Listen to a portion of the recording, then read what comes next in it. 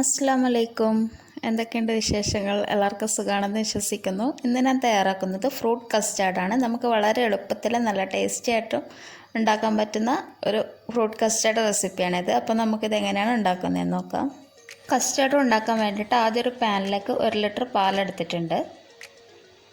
ഇനി നമുക്ക് ഫ്ലെയിം ഒന്ന് ഓൺ ചെയ്ത് കൊടുക്കാം. പിന്നെ ഇതിൽ നിന്ന് കുറച്ച് പാലെടുത്തിട്ട് 6 ടേബിൾ സ്പൂൺ കസ്റ്റാർഡ് പൗഡറിലേക്ക് ഇത് ചേർത്തിട്ട് നന്നായിട്ടൊന്ന് മിക്സ് ചെയ്ത് കൊടുക്കുക. ഇത് മിക്സ് ചെയ്യാൻ പാകത്തിനുള്ള അത്രയും കുറച്ച് പാലെടുത്താൽ മതി. ഇത് നന്നായിട്ട് കട്ടയില്ലാതെ ഒന്ന് നന്നായിട്ടൊന്ന് മിക്സ് ചെയ്തെടുക്കണം. എന്നിട്ട് നമുക്കിതൊരു സൈഡിലോട്ട് മാറ്റി വെക്കാം. ഇനി നമുക്ക് പാലൊന്ന് നന്നായിട്ടൊന്ന് തിളപ്പിച്ചെടുക്കണം. ഇത് നമുക്ക് ഹൈ ഫ്ലെയിമിൽ തന്നെ ചെയ്തെടുത്താൽ മതി.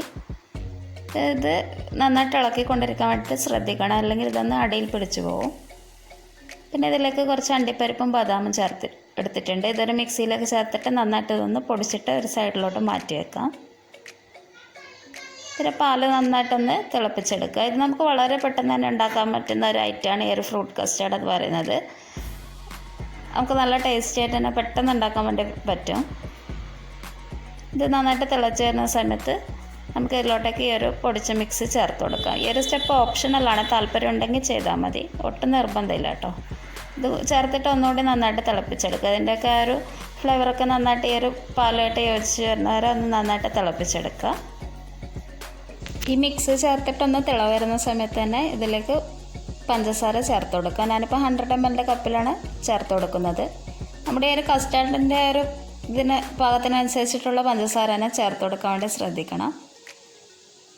പിന്നെ ഇതിലേക്ക് ഈ ഒരു കസ്റ്റാർഡ് മിക്സ് ചേർത്ത് കൊടുക്കുക. ഇത് ചേർത്തിട്ട് പെട്ടെന്ന് തന്നെ ഇതൊന്ന് യോജിപ്പിച്ചെടുക്കണം, അല്ലെങ്കിൽ ഇത് അവിടെ ആയിട്ട് കട്ട പിടിച്ചു പോകും. നമ്മളിപ്പോൾ ഫ്രൂട്ട്സ് ചേർക്കുന്നത് വിചാരിച്ചിട്ട് മധുരം കുറച്ചിട്ടൊന്നും ചേർക്കരുത്. ഈ ഒരു പാലിന് കണക്കായിട്ടുള്ള ഒരു മധുരം തന്നെ ചേർക്കാൻ വേണ്ടിയിട്ട് ശ്രദ്ധിക്കണം, അല്ലെങ്കിൽ ഫ്രൂട്ട്സിൽ നിന്ന് വെള്ളമൊക്കെ ഇറങ്ങിയിട്ട് മധുരം നന്നായി കുറഞ്ഞു പോകും. ഇതൊന്ന് നന്നായിട്ടൊന്ന് മിക്സ് ചെയ്തെടുക്കുക. പിന്നെ ഇതിലേക്ക് 2 ടേബിൾ സ്പൂണോളം മിൽക്ക് മെയ്ഡ് കൂടി ചേർത്ത് കൊടുക്കുന്നുണ്ട്. ഇത് ഓപ്ഷണലാണ്, കയ്യിലുണ്ടെങ്കിൽ ചേർത്ത് കൊടുക്കുക. ചേർത്ത് കൊടുക്കുമ്പോൾ നല്ലൊരു ടേസ്റ്റ് തന്നെ ആയിരിക്കും. പിന്നെ കുറച്ച് വാനില എസൻസ് കൂടി ചേർത്ത് കൊടുക്കുന്നുണ്ട്. ഇത് ചേർക്കുമ്പോൾ നല്ലൊരു മണവും അതുപോലെ തന്നെ നല്ലൊരു ടേസ്റ്റ് തന്നെ ആയിരിക്കും. നമ്മുടെ കയ്യിൽ ഏതെങ്കിലും എസൻസ് ഉണ്ടെങ്കിൽ അത് ചേർത്ത് കൊടുത്താലും മതി. ഇത് തന്നെ വേണമെന്ന് നിർബന്ധമൊന്നുമില്ല. ചേർക്കുമ്പോൾ ഒന്നുകൂടി നല്ലൊരു ടേസ്റ്റ് ആയിരിക്കും. ഇത് ചേർത്തിട്ട് നന്നായിട്ട് തന്നെ ഒന്ന് ഇളക്കി യോജിപ്പിക്കുക. ഇപ്പം നന്നായിട്ടൊന്ന് തിക്കായിട്ട് വരുന്നുണ്ട്. ഇപ്പം ഈ ഒരു രീതിയിലാണ് ഇരിക്കുന്നത്. ഇനി നമുക്കിതൊന്ന് ഫ്ലെയിം ഓഫ് ചെയ്തിട്ട് ചൂടാറാൻ വേണ്ടിയിട്ട് വെക്കാം. അപ്പോൾ അത് ഒന്നുകൂടി തിക്കായിട്ട് വന്നോളും. കുറച്ച് തിക്കായിട്ട് ചെയ്യുന്നത് തന്നെയാണ് നല്ലത്. പിന്നെ നമുക്ക് ഫ്രൂട്ട്സൊക്കെ ചേർക്കുമ്പോൾ കറക്റ്റായിട്ട് കിട്ടിക്കോളും. ഇതിപ്പോൾ ഒന്ന് ചൂടാറി കഴിഞ്ഞാൽ നമുക്കിതിലേക്ക് കുറച്ച് ആപ്പിൾ ചേർത്ത് കൊടുക്കുന്നുണ്ട്. ഫ്രൂട്ട്സൊക്കെ നമ്മുടെ ഇഷ്ടത്തിനനുസരിച്ചിട്ടുള്ളത് ചേർത്ത് കൊടുക്കാം. പിന്നെ കുറച്ച് ഉറുമാമ്പഴം കൂടി ചേർക്കുന്നുണ്ട്. ഞാനിപ്പോൾ തലേ ദിവസം ചെയ്തിട്ട് പിറ്റേ ദിവസമാണ് എടുക്കുന്നത്. അതുകൊണ്ടിപ്പം ഈ 2 ഫ്രൂട്ട്സ് കൂടി ചേർത്തിട്ട് ഇതൊന്ന് മിക്സ് ചെയ്തിട്ട് ഫ്രിഡ്ജിലേക്ക് വെക്കുകയാണ് ചെയ്യുന്നത്.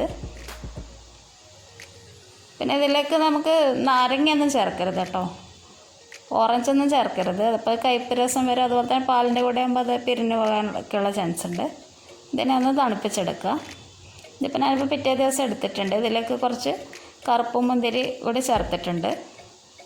പിന്നെ അതുപോലെ തന്നെ പൈനാപ്പിൾ ഈ ഒരു സമയത്ത് സെർവ് ചെയ്യാൻ നേരത്താണ് ഞാൻ ചേർത്ത് കൊടുക്കുന്നത്. ഇത് ഞാനിപ്പോൾ പിറ്റേ ദിവസം എടുക്കുന്നതുകൊണ്ട് തലേന്ന് തന്നെ ചെയ്ത് വെച്ചിരുന്നാൽ ഒരു കയ്പ്പ് രസം പോലെ വരുന്നുണ്ട്. അതുകൊണ്ട് ഞാൻ സെർവ് ചെയ്യാൻ നേരത്താണ് ചേർക്കുന്നത്. അല്ലെങ്കിൽ നമുക്ക് സെർവ് ചെയ്യുന്ന ഗ്ലാസ്സിലും അങ്ങനെ ചേർത്ത് കൊടുക്കാവുന്നതാണ്. പിന്നെ ഞാനിപ്പോൾ ഇതിലേക്ക് കുറച്ച് ബദാമൊക്കെ ചേർത്തിട്ട് സെർവ് ചെയ്തിട്ടുണ്ട്. അപ്പോൾ നമ്മുടെ അടിപൊളി ഫ്രൂട്ട് കസ്റ്റാർഡ് ഇവിടെ റെഡി ആയിട്ടുണ്ട്. എല്ലാവരും ഇതൊന്ന് ട്രൈ ചെയ്ത് നോക്കണം. നിങ്ങളുടെ ഫീഡ്ബാക്കൊക്കെ അറിയിക്കുക. Thank you.